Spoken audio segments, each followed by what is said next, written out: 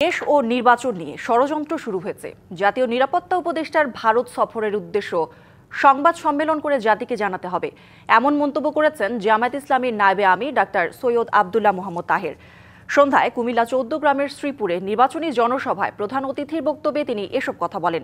এ সময় তিনি আরও বলেন, জীবন ও রক্ত দিয়ে ভারতের আধিপত্যবাদ থেকে বাংলার মানুষ মুক্ত হয়েছে।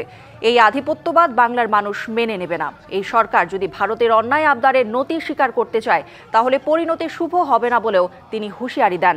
এদিকে খুলনার দৌলতপুরে এক জনসভায় যোগ দিয়ে দলের সেক্রেটারি জেনারেল মিয়া গোলাম পরওয়ার বলেন, আগে গণভোট দিয়ে জুলাই সনদের ভিত্তি তৈরি না হলে জাতীয় নির্বাচনের কোনো আইনগত ভিত্তি তৈরি হবে না। নিরাপত্তা বিষয়ক উপদেষ্টা ভারতে গিয়েছেন।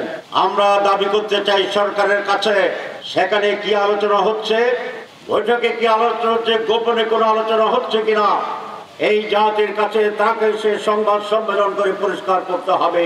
জুলাই সনদের পাঠাতনের মধ্য দিয়ে জাতীয় নির্বাচন দিতে হবে। কোন এক অদৃশ্য ষড়যন্ত্রের কারণে একটি বড় দল 2 থেকে 3 জন উপদেষ্টাকে প্রভাবিত করে গোপন বৈঠক করে জাতির ঐক্যমতের আকাঙ্ক্ষাকে ধুলায় মিশাতে চেষ্টা করছে।